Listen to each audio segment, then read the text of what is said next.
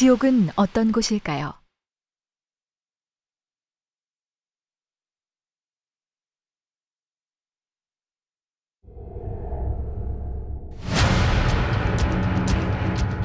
저가 음부에서 고통 중에 눈을 들어 멀리 아브라함과 그의 품에 있는 나사로를 보고 불러 가로되 아버지 아브라함이여 나를 긍휼히 여기사 나사로를 보내어 그 손가락 끝에 물을 찍어 내 혀를 서늘하게 하소서.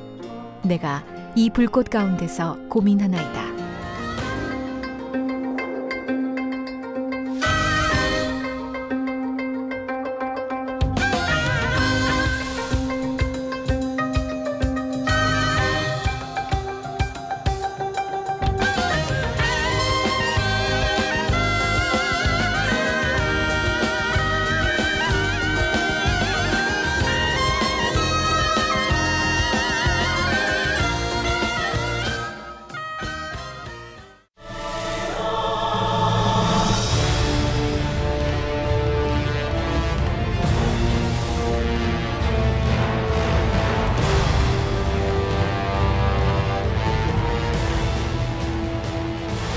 사랑하는 시청자 여러분, 세계적인 부흥사 이재롱 목사님의 설교를 통해 분명히 존재하는 영의 세계인 천국과 지옥에 대해 깨닫고 구원받아 천국에 이르시길 바랍니다.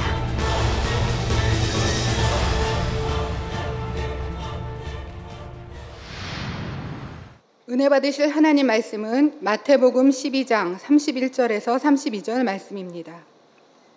제가 봉독하겠습니다.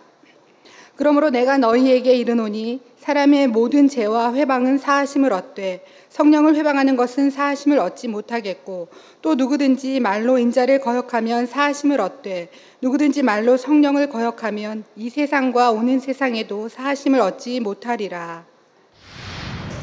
사랑하는 성도 여러분, GCN 시청자 여러분, 만민TV 시청자 여러분, 지난 시간에는 아래등부 4단계 형벌에 대해 증거했습니다. 4단계 형벌은 시험 사함받을 수 없는 중한죄, 곧 사망에 이르는 죄를 지은 영혼들이 받는다고 했지요. 가룟 유다는 이 4단계 형벌을 받는 대표적 인물입니다. 유다는 스승 예수님을 은 30의 대제사장 무리에게 넘겨주었습니다. 결국 예수님은 십자가에 달려 돌아가셨고 그는 죄책감을 이기지 못해 자살했지요. 그런데 이때 한 가지 궁금한 점이 생길 수도 있습니다. 가룟 유다는 자살했는데 왜 귀신이 되지 않고 아래등부에 떨어져 형벌받고 있을까요? 우선 이에 대해 설명드리고 이번 시간부터는 성령을 심히 회방, 모독, 거역한 영혼들이 받는 형벌 몇 가지를 증거하도록 하겠습니다. 잠언 15장 32절에 보면 훈계받기를 싫어하는 자는 자기의 영혼을 경히 여김이라. 여러분들 훈계받기 좋아하십니까? 견책을 달게 받는 자는 지식을 얻느니라 했습니다. 훈계받기, 견책받는 거 다 오히려 좋아해야 됩니다. 그렇지 않는 사람은 자기 영혼을 경히 여긴단 말이에요. 그렇기 때문에 싫어하는 겁니다. 견책을 달게 받는 자는 지식을 얻는다. 이 시간 아래등부의 형벌에 대해 증거할 때 이 말씀을 훈계 또는 견책이라 여기고 달게 받는다면 영의 지식을 얻게 될 것입니다. 그러면 더 아름다운 천국을 침노할 수 있지요. 자신의 영혼을 경하게 여기는 것이 아니라 그 무엇보다 소중히 여기는 지혜로운 성도님들이 다 되시기를 주님의 이름으로 축원합니다. 사랑하는 성도 여러분, 지옥에 간 영혼들 중에는 사울 왕이나 가룟 유다 등 자살한 이들이 있습니다. 그렇다면 이런 영혼들은 어느 시점에 아래등부에 가게 될까요? 이에 대해 궁금해하는 분들이 계셔서 먼저 간단히 설명해 드리겠습니다. 가룟 유다는 스승을 판 죄책감을 견디다 못해 스스로 목을 매 자살하고 말았습니다. 자살한 영혼은 아랫음부에서 형벌받는 것이 아니라 귀신이 되어 이 땅을 떠돕니다. 이들은 천년왕국이 시작될 때 아랫음부에 떨어집니다. 즉 귀신들은 구원받은 성도들이 휴거되고 또 7년 환란이 끝날 때까지 이 땅을 떠돌지요. 그런데 지난 시간에 말씀드린 대로 가룟 유다는 귀신이 되지 않고 이미 아랫음부에 떨어져 형벌받고 있습니다. 그 이유는 무엇일까요? 간단히 말씀드리면 가룟 유다에게는 귀신이 되어 이 땅을 떠도는 것조차 허락되지 않았기 때문입니다. 그는 너무나 큰 죄를 지었기 때문에 그 대가로 더 중한 형벌을 받고 있죠. 물론 귀신이 되어 이 땅을 떠도는 것도 매우 중한 형벌입니다. 육의 몸을 벗은 영혼이 육의 공간에 머물러 있으면 그 자체로 견디기 힘든 고통을 받지요. 차라리 형벌을 받더라도 아랫등부에 있는 것이 낫다고 느낄 정도로 괴로워합니다. 그런데 가룟 유다가 아랫등부 4단계에서 받고 있는 형벌의 고통은 귀신이 받는 고통을 초월합니다. 십자가에 달린 채 받는 고통도 고통스럽지만 아랫등부 4단계 공간에 있다는 자체만으로도 상상하기 어려운 고통을 받지요. 깊은 차원의 지옥일수록 지옥을 가득 채우고 있는 육의 기운의 밀도가 커지기 때문입니다. 비유를 들어 사람이 심해 곧 깊은 바다에 들어가면 온 몸이 수압으로 인해 수축됩니다. 쉽게 말해서 쭈그러들지요. 숨을 쉴 수 없을 뿐 아니라 몸의 혈관이 터져서 신체 곳곳의 구멍으로 피가 흘러나옵니다. 결국 죽고 말지요. 이런 것처럼 깊은 차원의 지옥일수록 영혼이 유구 기운에 짓눌리기 때문에 그곳에 있는 자체만으로도 큰 고통을 받습니다. 가룟 유다가 형벌받는 공간도 육의 기운의 밀도가 매우 큰 곳입니다. 따라서 가룟 유다가 귀신이 되지 않는다고 해도 그가 받는 형벌의 고통이 매우 크기 때문에 자살한 죄에 대한 값을 충분히 치르게 됩니다. 또한 가룟 유다가 자살했음에도 불구하고 이렇게 예외적으로 아랫등부에 떨어진 데에는 특별한 이유가 있습니다. 그는 바로 아랫등부 4단계의 주인과 같은 인물로 세워진 것이지요. 여기서 주인이란 소유자 또는 통치자의 개념이 아닙니다. 대표격 인물이라는 개념의 주인이죠. 가룟 유다는 아랫등부 4단계 형벌을 받는 무리의 맨 앞에 세워져 끊임없이 형벌을 받습니다. 그래서 저와 여러분처럼 아랫등부의 형벌에 대해 아는 사람들은 가룟 유다 하면 아랫등부 4단계 형벌이 떠오릅니다. 아랫등부 4단계 형벌하면 가룟 유다가 떠오르게 되고요. 이처럼 유다는 지옥에 대해 알게 될 후세 사람들이 그의 길을 답습하지 않도록 마치 아랫등부 4단계 간판과 같이 세워졌지요. 그렇다면 역시 자살한 것으로 알고 있는 사울 왕이나 빌라도는 과연 어느 시점에 아랫등부에 떨어지는지 궁금하신 분들이 계실 것입니다. 사울 왕의 경우 귀신이 되어 떠돌다가 천년 왕국 때 아랫등부에 떨어져 3단계 형벌을 받습니다. 그때까지는 자살한 영혼들의 일반적인 경로대로 귀신이 되어 이 땅을 떠돌지요. 빌라도의 경우 그의 최후에 대해 자살했다는 설이 가장 유력한 설로 전해짐을 말씀드렸습니다. 빌라투스 산을 배경으로 여러 가지 이야기가 전해온다고 했죠. 그런데 빌라도의 최후에 대해 알려주는 문헌이나 자료는 전혀 발견되지 않았다고 합니다. 그의 죽음에 대해 확인할 길이 없다는 말이죠. 빌라도의 모국인 로마는 기독교를 받아들인 뒤 기독교 역사 집필에 힘썼습니다. 로마 황제에게 고용되어 초기 기독교 역사를 집필한 유세비우스는 교회사라는 책에 이런 기록을 남겼다고 합니다. 짐작하건대 빌라도는 그를 바짝 뒤쫓는 신의 징벌에 어쩔 수 없이 스스로 자신을 심판하는 참화로 떨어졌다. 후대의 사람들은 바로 이 기록을 토대로 빌라도가 자살했을 것으로 추측해온 것이지요. 그러나 이는 유세비우스가 처음에 밝힌 대로 짐작에 불과합니다. 다만 전해져 내려오는 이야기들을 통해 그가 비극적인 최후를 맞았음을 알 수 있을 뿐입니다. 곧 로마로 송환되어 처형당했다는 설이나 빌라투스 산에서 실족하여 죽었다는 이야기 등 이런저런 설들이 하나같이 그의 비참한 최후를 암시하지요. 그래서 바로 빌라투스 산에서 참 죽었다고 알고 있기 때문에 그 빌라투스 산은 또 저주받은 산이라고 말을 합니다. 그래서 1년 내 보면 안개와 구름으로 이렇게 쌓여 있습니다. 그래서 정상이 보기가 어려워요. 저기 나오네요. 지금 빌라투스 산. 네, 지금 빌라도 산으로 오르는 좀 장면입니다. 제가 탔던 케이블카인 것 같습니다. 좀 밑에고요. 예, 저거는 이제 산 위에인데 저희가 올라갔을 때 구름들이 다 흩어졌어요. 제가 올라가니까 산이 보이지 않게 저렇게 구름들로 이렇게 덮여 있었는데 제가 올라가니까 쫙 열리는 거야, 하늘문이. 그래가지고 또 바람도 일체 불지 않고, 그래서 눈들이 저렇게 쌓였는데도 춥지 않고 이렇게 거기서 이제 좀 쉬다 왔었는데요. 자, 그러나 우리는 지옥 말씀을 통해 빌라도의 자살 여부만큼은 알 수가 있습니다. 하나님께서는 빌라도가 이 땅의 사람들이 그의 이름을 부를 때마다 채찍에 맞는다고 알려주셨습니다. 이를 통해 그가 지금 아래등부에서 형벌받고 있음을 알 수 있죠.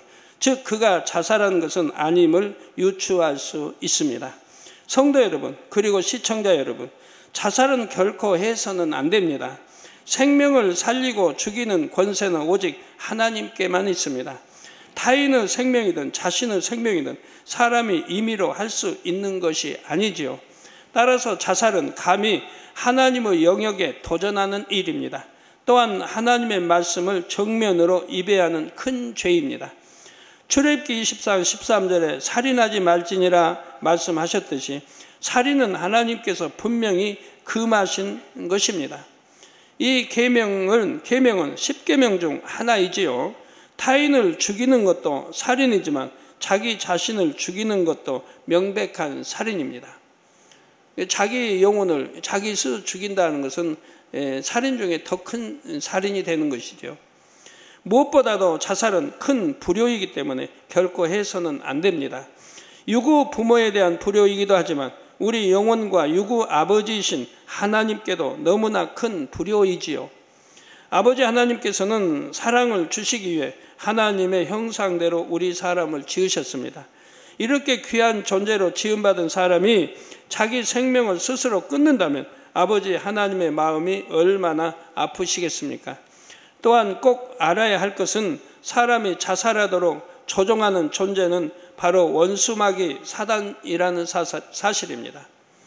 원수마귀 사단은 어떤 일로 인해 매우 낙담하거나 괴로워하는 사람에게 다가가 부정적이고 절망적인 생각, 우울한 생각을 불어넣습니다.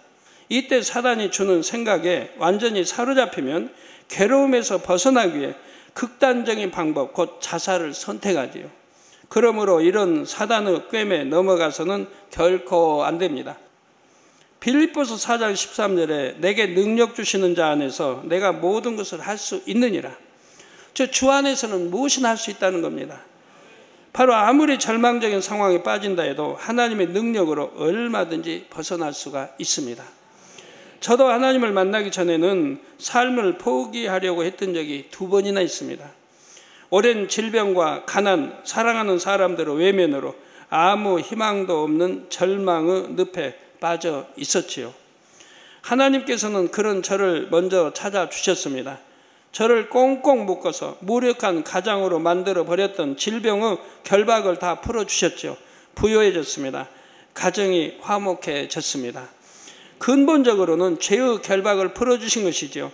이제는 절망에 빠진 또 다른 영혼들을 주님께 인도하는 주의 종이 되었습니다. 시편 40편 2절에 나를 기가 막힐 웅덩이와 수렁에서 끌어올리시고 내 발을 반석에 두사 내 걸음을 경고케 하셨도다 한 고백이 바로 저의 고백이 되었지요. 스스로 삶을 포기하는 것은 결코 하나님의 뜻이 아닙니다. 원수마귀 사단이 기뻐 춤출 일이지요. 또한 자살의 결말은 자유가 아닙니다. 영원한 슬픔과 더 큰 괴로움이 있는 지옥이지요. 그러므로 우리는 이런 사실을 가족, 친척, 이웃에게 속히 전해야 합니다.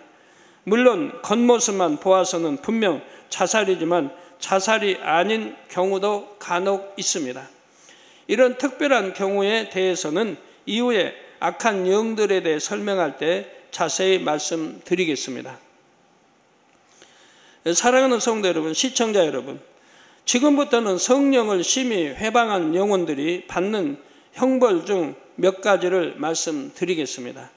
성령을 회방한 영혼들이 죽어 아랫음부에 가면 3단계나 4단계 형벌을 받습니다. 이게 중한 죄입니다. 1단계나 2단계도 아닌 3단계, 4단계의 형벌을 받는다 이 말입니다. 그만큼 죄가 무겁기 때문이지요. 오늘 본문 말씀 마태복음 12장 31절 32절에 보면 알 수 있듯이 성령 회방, 모독, 거역 그 죄는 영원히 사함받을 수 없는 죄입니다. 성령은 주님께서 하늘로 올라가신 후 우리에게 보내주신 보혜사입니다. 이 땅에서 우리 주님을 대신하여 우리를 구원으로 인도하는 인도자이지요.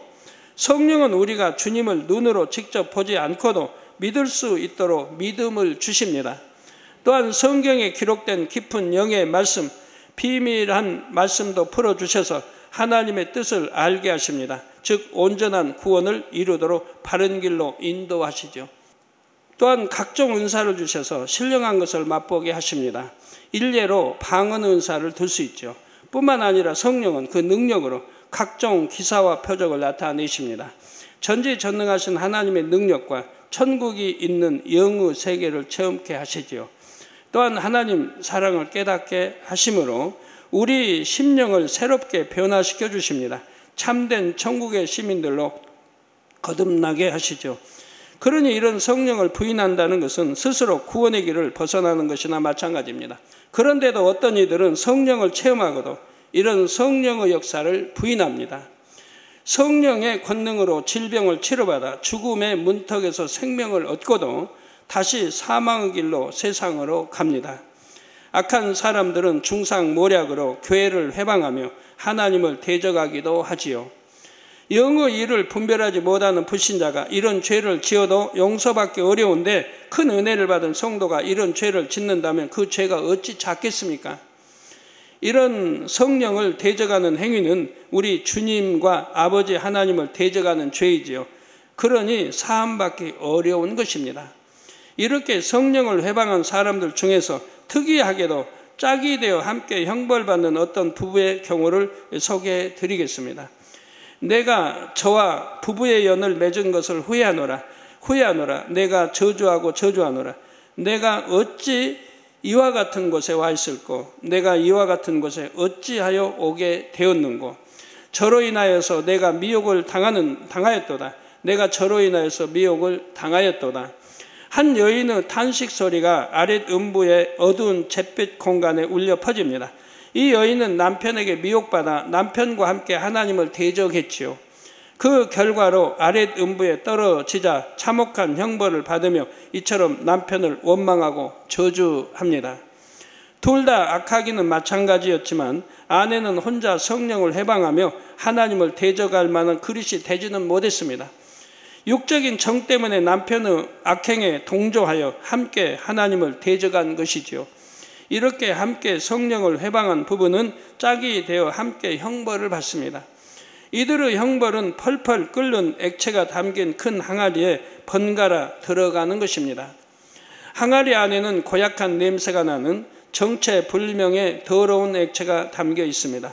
항아리 밑에 끊임없이 불을 떼기 때문에 액체는 펄펄 끓고 있지요.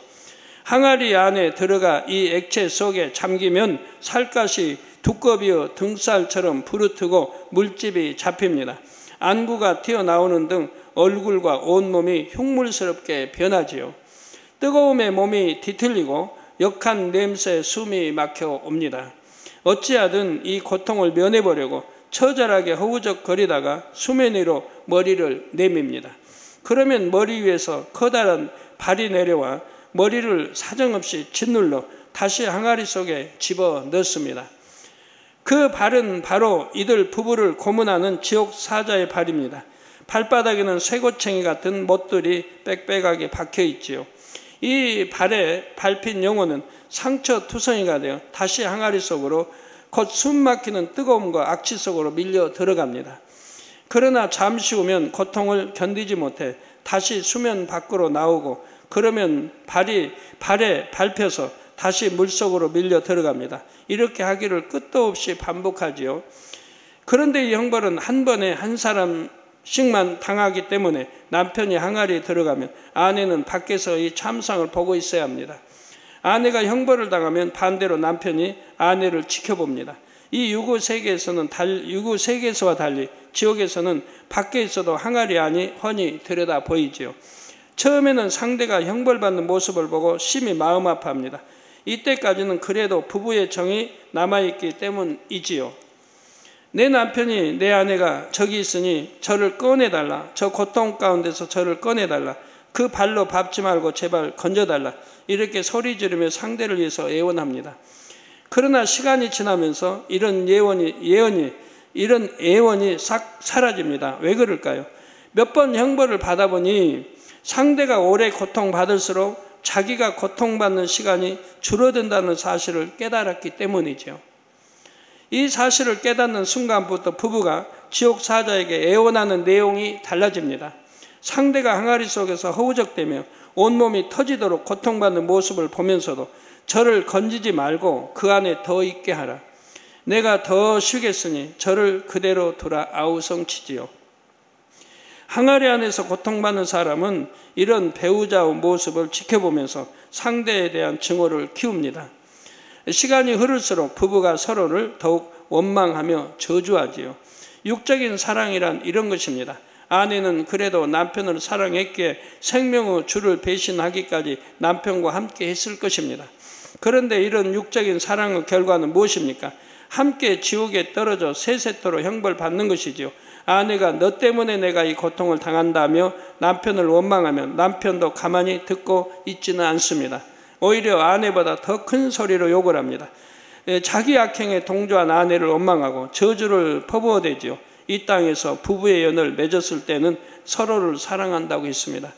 그런데 자기의 고통이 극심하니 이제는 나 대신 상대가 고통받기 원하죠. 이 추악한 모습이 바로 썩어질 육의 실상이요 지옥의 실상입니다. 여러분들 자녀들 구원시키지 못하고 여러분 부부간에 남편 아내를 구원시키지 못했다. 또 부모를 구원시키지 못했다면 구원받지 못한 영혼들이 음부에 떨어지고 지옥에 떨어지면 누구를 가장 많이 원망하겠습니까? 자기 가족, 천국에 간 가족을 세세토록 원망합니다. 딸이면 딸 네가 나를 전도하지 않아서 내가 지옥에서 이런 형벌을 받는다. 엄청 저주를 하는 거예요. 지옥에서. 너만 구원받을, 너만 교회 다니고. 물론 전도회 안 했겠습니까? 안 들었겠죠. 그러지만 원망은 자기 가족이 천국 간 가족들에게 한다 이 말이에요. 네가 나 더 열심히 기도하고 금식하고 나를 더 열심히 전도했더라면 내가 이곳에 안 떨어졌을 걸 하고 가족들을 세세토록 원망하게 된다 이 말이에요. 여러분 자녀들이, 남편 아내가, 여러분 부모들이 지옥에서 여러분들에게 세세토록 원망하는 그 소리가 결코 그런 원망하는 소리를 듣지 않도록 열심히 전도하셔야 할 것입니다.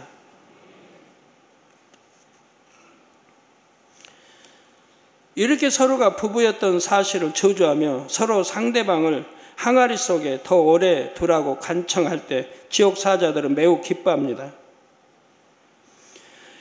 저들이 여기까지 와서 서로 저주하는도다. 이 악한 모습이 우리를 심히 기쁘게 하는도다 하며 마치 재미있는 영화를 보는 것처럼 흥미진진하게 지켜보지요. 그리고는 흉을 더 돋우려고 항아리 아래 불을 더 뜨겁게 지핍니다. 물 밖으로 머리를 내밀면 이전보다 더 세게 가차없이 머리를 밟아 버리지요. 항아리 속의 액체가 더 뜨거워져서 부글부글 끓어오를수록 부부는 입으로 더 독한 저주를 쏟아냅니다. 그럴수록 지옥 사자들의 웃음소리도 더욱 커지지요.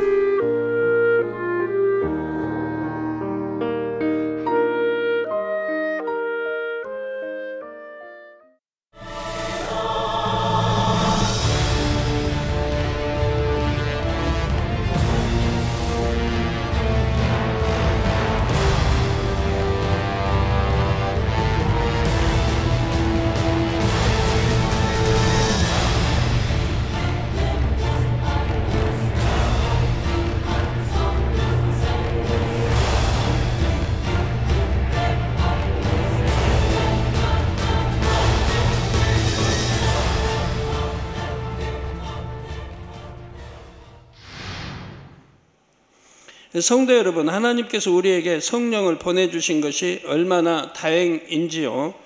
성도들이 주님을 영접한 후 흠없는 하나님의 자녀가 되기까지는 말씀대로 살지 못할 때가 간혹 있습니다. 성령은 이럴 때 회개할 수 있도록 도와주십니다. 성도가 하나님 말씀대로 살지 못하면 마음의 공고함을 느끼게 하시고 회개할 수 있도록 회개의 영을 주시죠.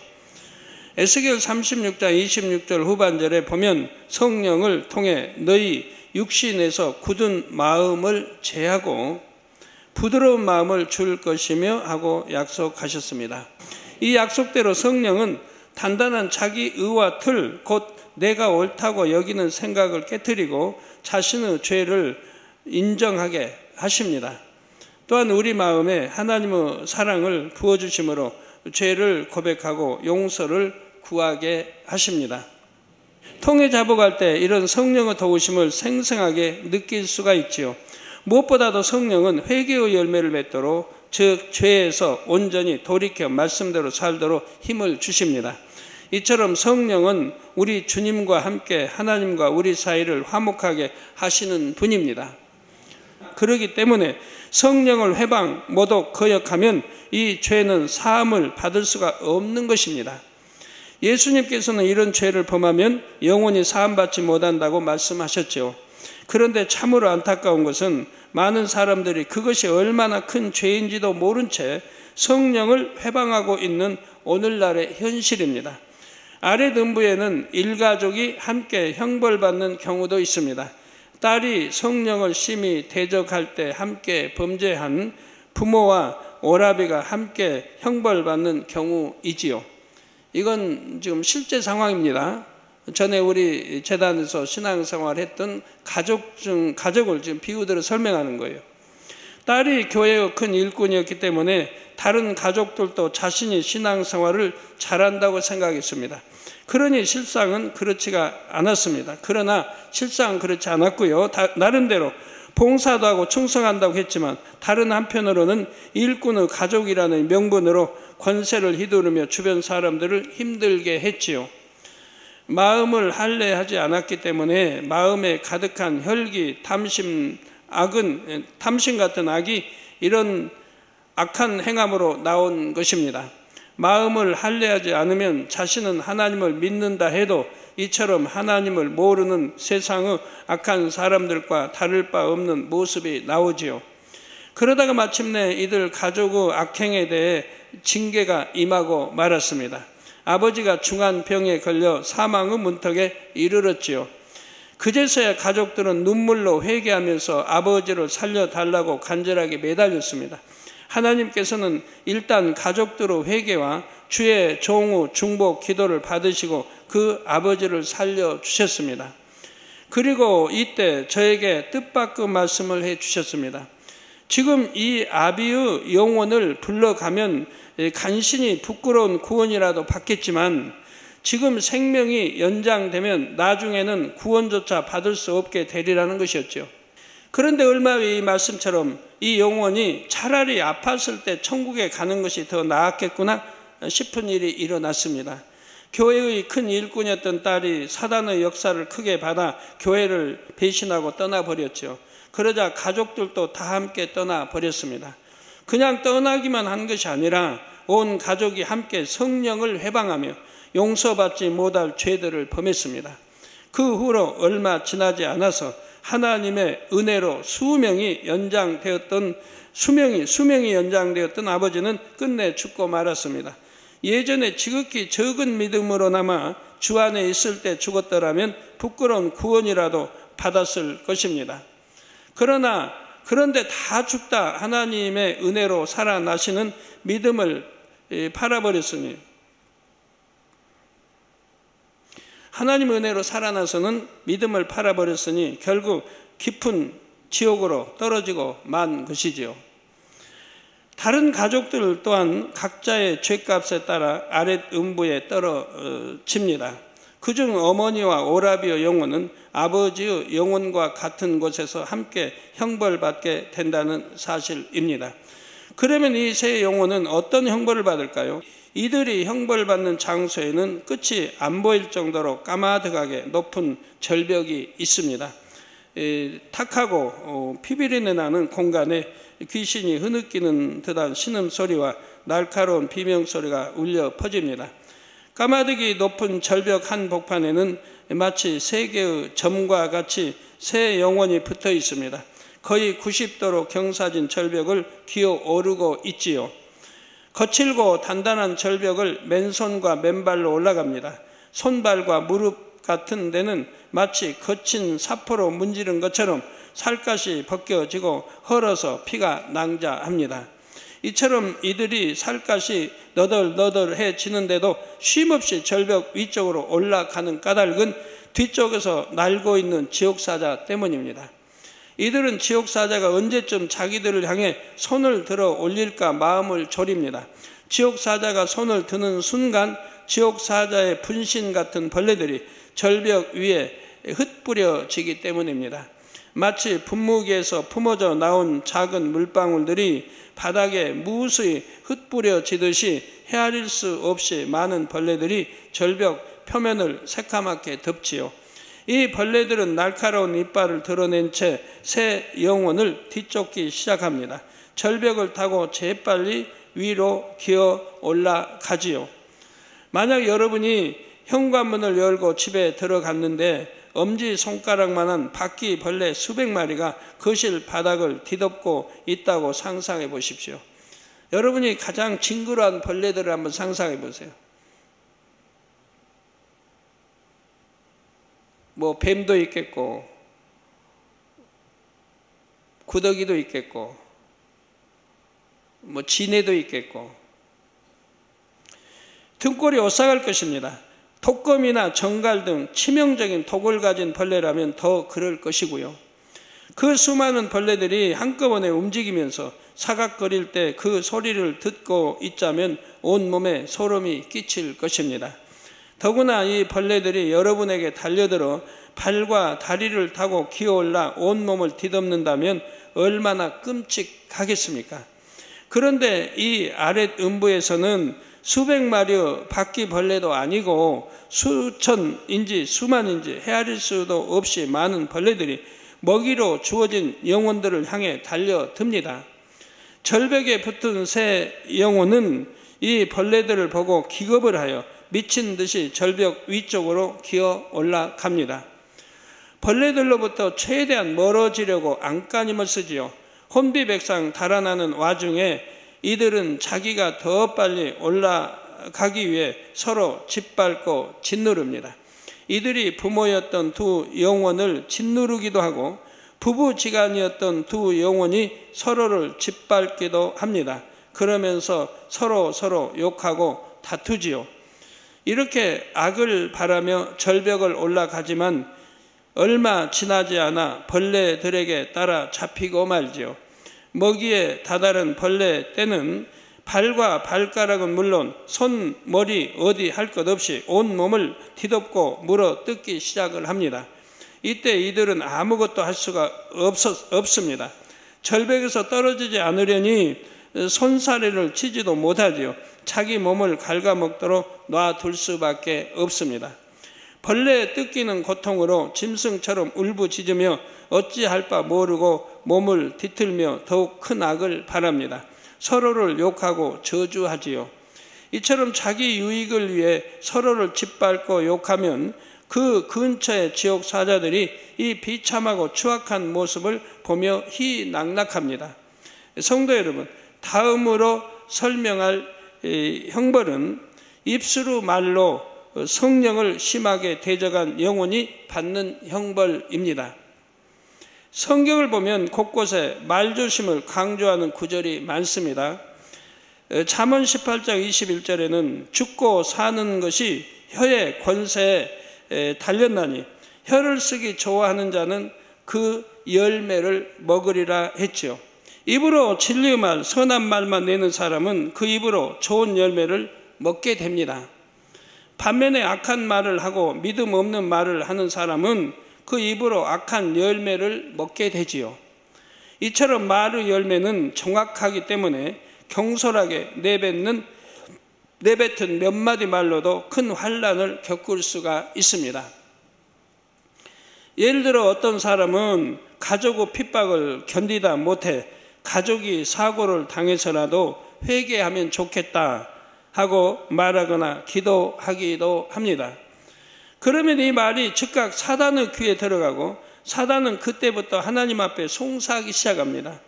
저가 그 입술에서 낸 말대로 해야 한다고 송사하지요.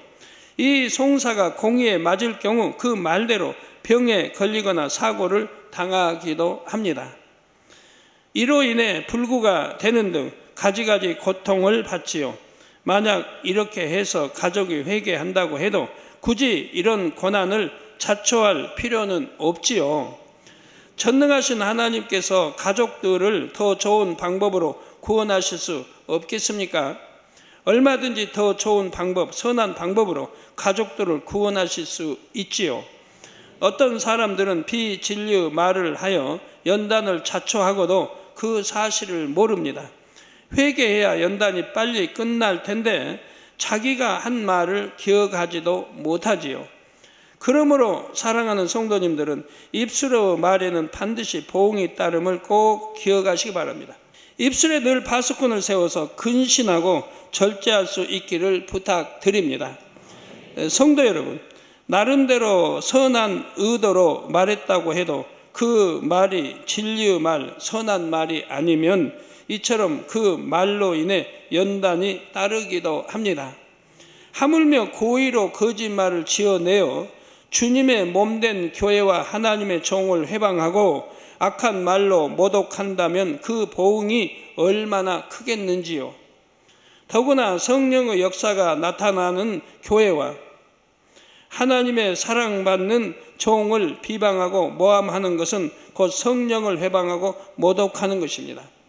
따라서 이런 사람은 장차 하나님 앞에서 심판받을 때 그 말에 대해 반드시 신문을 받습니다.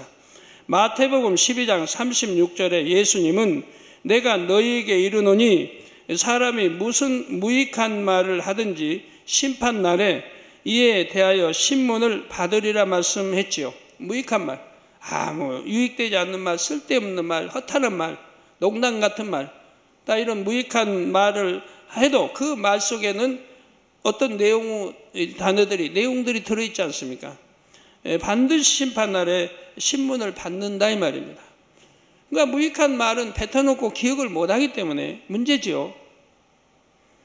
말로 성령을 회방하고 모독하는 사람은 사단의 도구가 되어 하나님 나라를 회방하다가 어둠에 속한 자로 낙인 찍히고 맙니다. 그리고 결국 심판을 받은 후에는 깊은 지옥의 형벌 가운데로 끌려가게 되지요. 지금 말씀드릴 사례가 바로 그런 경우입니다. 자, 이 영혼은 오랫동안 신앙생활하면서 여러 직분을 맡아 봉사했습니다.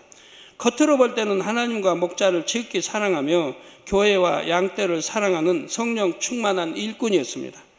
가족 중에는 불치의 병으로 불구가 될 상황에서 기도를 받고 치료받은 사람도 있었습니다. 심지어 죽음의 문턱에 이르렀다가 기도를 받고 살아나는 경우들도 있었지요. 하나님의 사랑받는 제단의 양떼로서 그와 가족들이 받은 은혜와 축복의 체험들은 헤아릴 수 없이 없을 정도로 많았습니다. 가족 전체가 또 저희 은혜를 입었고요. 이렇게 은혜를 받으니 겉으로는 충만하여 여러 직분을 맡아 열심히 봉사했지만 정작 중요한 마음의 할례는 하지를 않았습니다. 그 결과 시험이 오니 미혹을 받아 교회를 떠나고 말았지요. 자녀들이 먼저 사단의 역사를 받았고 이 영혼은 자녀들에게 미혹을 받았습니다. 그동안 받은 바 은혜를 저버리고 떠나버렸죠. 교회를 나간 후에는 교회를 회방하기 시작을 했습니다. 그저 몇 마디 말을 내뱉은 정도가 아니라 마치 신방하는 것처럼 성도들을 찾아다니며 생명의 제단을 떠나도록 미혹했습니다. 심지어 멀리 지방에 있는 성도들에게까지 고향에까지 가서 전화하거나 찾아가서 미혹하게 이르렀지요. 그가 믿음이 적은 용고로 교회를 떠났다 해도 은혜를 아는 사람이라면 불분명한 사실을 무턱대고 믿지는 않았을 것입니다. 시간을 두고 잠잠히 지켜보았을 것이고 무엇이 진정 참인지 분별하려 했겠지요. 그렇다면 그나마 하나님의 긍휼을 입을 기회라도 주어졌을 것입니다. 그러나 이 영혼은 자기 악을 이기지 못해 입술로 너무 많은 죄를 범하고 말았습니다. 이에 대한 보응으로 장차 아레든부에서 참으로 무서운 형벌을 받게 되지요. 이 영혼이 아레든부에 가면 지옥사자는 가장 먼저 말로 성령을 심하게 대적한 그 입을 불에 달군 인두로 찢어버립니다. 입의 형태는 사라지고 입이 있던 자리에 연두 자국이 찍히지요. 그리고 그 영혼을 한 사람이 딱 들어갈 만한 크기의 유리관 속에 집어넣습니다. 유리관의 양 끝 곧 머리 쪽과 발 쪽은 마개로 막습니다. 그 마개에는 새로 된 손잡이 같은 것이 꽂혀 있죠. 산패인 병막에 박혀 있는 손잡이를 생각하시면 좀 더 쉽게 이해하실 수 있을 것입니다. 이 손잡이 하나는 유리관 속 영혼의 머리와 또 하나는 다리와 연결되어 있습니다. 그래서 유리관의 양 끝에 지옥 사자들이 서서 막에 달린 손잡이를 하나씩 잡고 돌리면 안에 있는 영혼은 꽈배기처럼 꼬입니다. 꼬이고 또 꼬이다가 어느 순간에 가면 눈, 코, 입을 비롯하여 몸에 난 구멍마다 피가 쏟아져 나오기 시작합니다. 마치 걸레를 쥐어 짤 때 구정물이 나오는 것처럼 온 몸에 피와 진액이 쏟아져 나오지요. 여러분이 한번 생각해 보시기를 바랍니다. 사람의 손가락 하나를 비틀어 짜서 피 한 방울 베어 나오게 하는 것도 쉽지 않은 일일 것입니다. 아주 큰 힘을 가해야만 가능하죠. 그런데 이 영혼은 작은 손가락 하나가 아니라 머리에서 발끝까지 온몸을 비틀어 짜서 피와 진액을 뽑아낸다는 사실입니다. 뼈는 으드득 소리를 내며 뒤틀리고 으스러지며 근육과 피부는 투둑투둑 찢어집니다. 내부 장기들은 부서지고 터져버리죠. 이 정도가 될 때야 비로소 핏물을 비롯하여 몸 안에 액체들이 빠져나옵니다. 어떻게 몸의 진액을 짜내는가 상상하기도 어렵지만 이렇게 당하는 영혼의 고통은 더더욱 상상하기 어렵지요. 유리관은 포도주 병처럼 그 몸에서 짜낸 벌건 체액들로 가득합니다. 비틀어 짜고 또 짜서 더 이상 나올 것이 없는 상태가 되면 지옥 사자들은 그를 잠시 내버려 둡니다. 원래의 몸으로 회복하게 놔두지요. 그러나 그 몸이 원래대로 회복되는 것이 그 영혼에게 무슨 의미가 있겠습니까? 회복되는 바로 그 순간부터 다시 온몸을 비틀고 쥐어 짜기를 끊임없이 반복합니다. 회복되는 그 시간도 결국은 다음 고문을 준비하는 시간일 뿐이지요. 하나님을, 주님을, 성령을 회방한 영혼들이 받는 또 다른 형벌들에 대해 다음 시간에 이어서 말씀드리겠습니다. 가족이 하나님을 대적한다면 어떻게 해서든지 바로잡아 주는 것이 진정한 사랑이지요. 정 때문에 마음을 맞춰주기 위해 함께 범죄하는 것은 결코 사랑이 아니지요. 오히려 그를 미워하는 것입니다. 또한 하나님을 사랑하고 교회와 목자, 성도들을 사랑함에 있어서도 변함없는 영의 사랑을 해야 합니다.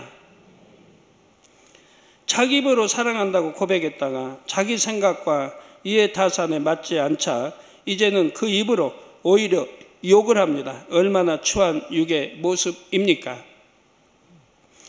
그러므로 여러분은 하나님 앞에 오직 선한 말과 행실, 영의 마음만 심어 나가시기 바랍니다.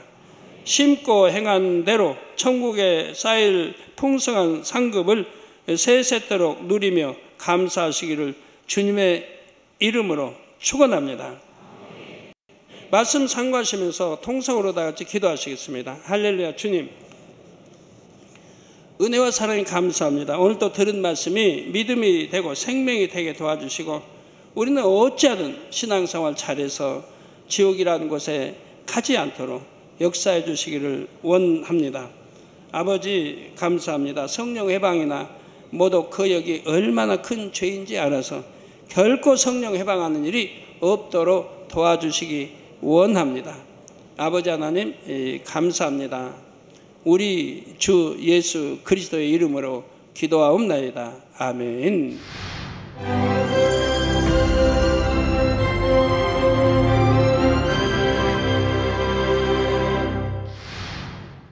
할렐루야. 전능하신 사랑의 아버지 하나님, 이 시간 기도받는 모든 성도님들 위해 안수하여 주옵소서.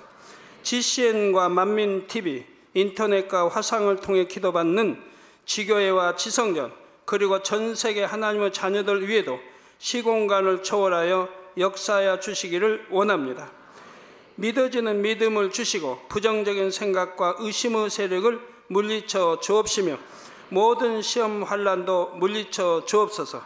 머리부터 발끝까지 오장육부 뼈 마디마디 온몸의 신경 조직 세포 등 아픈 곳마다 성령의 불로 태우시고 근본의 빛으로 역사하여 주옵소서. 예수 그리스도의 이름으로 명하노니 원수마귀 사단 모든 질병 균 연약함아 물러가라. 빛이여 임하라. 모든 불치 난치병도 성령의 불로 태워 깨끗게 하여 주옵소서. 말라리아를 비롯한 모든 풍토병도 물리쳐 주옵소서. 신종 플루를 비롯한 모든 신종 질병과 변종은 물러가라. 깨끗함을 입을지어다. 감기, 기침, 열, 몸살, 독감 등 각종 유행성 질병도 다 물러가라. 어떠한 유행성 질병균도 틈타지 않게 지켜 주옵소서.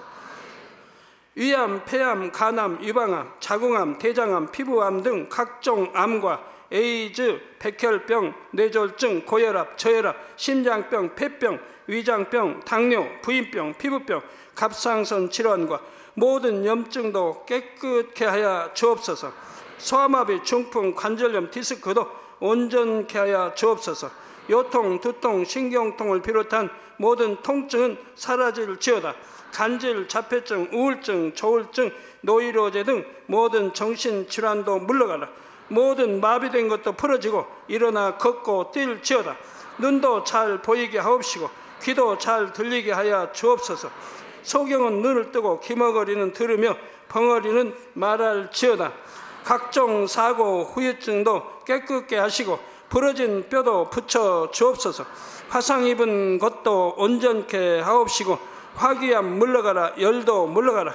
아버지 흉터 나지 않게 역사해 주시기 원합니다. 마약을 비롯하여 각종 약물과 독극물 중독도 깨끗함을 입을지어다. 죽은 신경과 세포가 살아나며 죽은 자도 살아나게 하여 주옵소서. 잉태의 축복도 주시기를 원합니다. 잉태의 축복을 받으라. 예수 그리스도의 이름으로 명하노니 원수마귀 사단아, 하늘 공중 곳에 잡은 악의 영들아 물러가라. 그의 사자들도 물러갈지니라. 이 땅의 악한 영, 더러운 영, 거짓되고 간사한 영, 의간질하고 미혹하는 모든 어둠들은 물러가라. 모든 흉악의 결박을 풀고 어둠아 물러가라. 빛이여 임하라. 아버지 하나님, 부르짖어 기도할 수 있는 능력을 주시고 죄를 버리고 성결될 수 있는 능력을 주옵소서. 영원히 잘됨같이 범사에 잘되게 하시고 가정의 복음화도 이루어 주시기를 원합니다.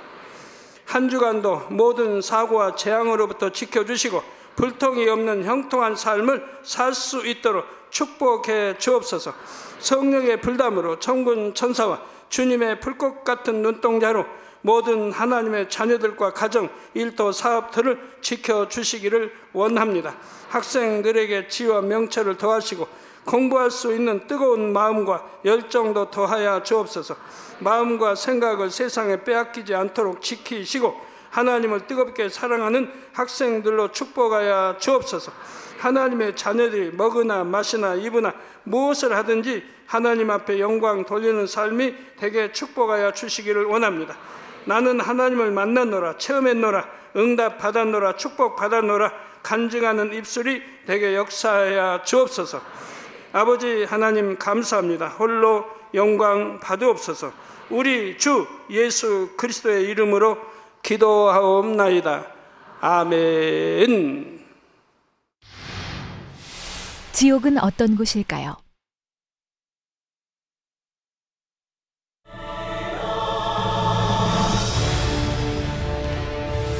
지옥은 죄악의 경중에 따라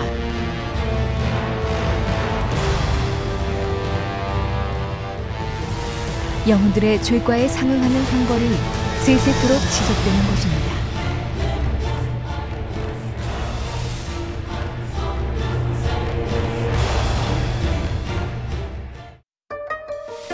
하나님의 말씀대로 오직 선을 쫓아 살아가심으로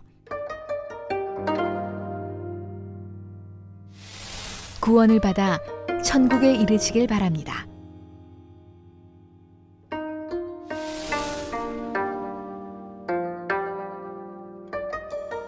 사랑하는 시청자 여러분, 세계적인 부흥사 이재롱 목사님의 설교를 통해 천국으로 인도받는 복된 신앙생활을 하시기 바랍니다.